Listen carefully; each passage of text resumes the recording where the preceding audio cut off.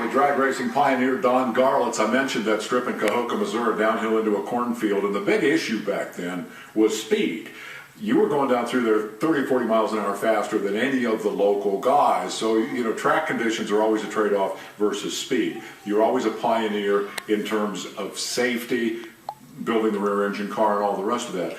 I'm curious about how you feel about the safety state of the sport today when we're over 300 miles an hour. The tracks have had to be shortened to 1,000 feet, constant concerns about tires.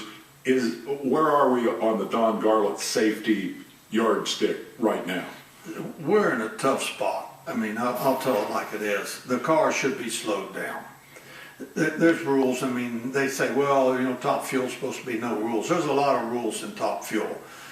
We should go back to quarter-mile racing. I hate to say that. I mean, I know that'll go against the grain of some people, but the race is a quarter mile. It always has been.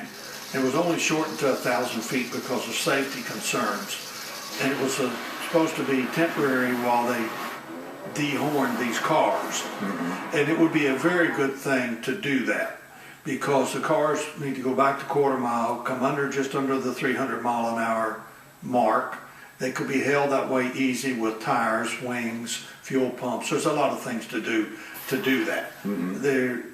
You can't expect the crews to do that. Their job is to make them go faster, and that's all they want to know. Yeah. That's what they do. They need somebody else to get in there and say, this is how it's going to be. We're going back to quarter mile racing, and this is the rules, like it or lump it. Are the spectators going to accept that? I mean, one of the arguments is that, the fans expect to see the cars going faster and faster. Obviously, there's got to be a limit somewhere. That's not exactly true.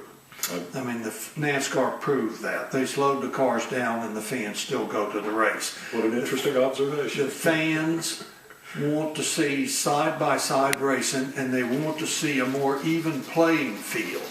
The rules that would be implemented to slow the cars down to at 300 or just under it for a quarter mile would level the field for the underfunded teams, because the parts are so good today.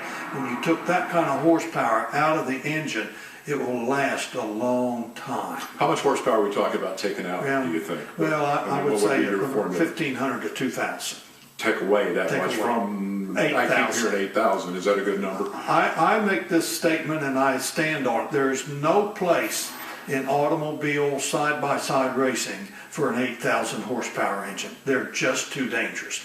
Now, I like to go fast, and I contend that I would like to know what is the absolute limit of acceleration. So we should have an event every year, not side by side. Take all the timing out of the center of the track, have the whole track, run one car at a time.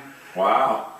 The gloves are off. Let's just see how fast they'll go. No spectators down beside the track. If they blow up, they blow up. Yeah. It's the guy and the machine. I bet they go 350 miles an hour. It'd be fun to watch. It'd be a great TV event. Oh, yeah, it would be. And great idea. We're running out of time. I knew we would. Give me a quick assessment, because drag racing's always been such a grassroots activity, the connection between local racers and the fans and all the rest of that. Are the grassroots healthy? Yes. The local tracks are doing well with the sportsman racing. They don't get the Top Fuel cars anymore. That's a minus. Yeah. But they've got lots of good sportsman racers, and I've been in the sportsman ranks now for a couple of years. They're nice guys, and they're out there just doing it for a hobby without sponsors and everything. And I think that part is still good. Are you still racing that Dodge? I've got less than 30 seconds. Are you still racing that Dodge Charger? Yeah, the Dodge Challenger. Or Challenger, I'm sorry. How fast? What's 10:06, 133.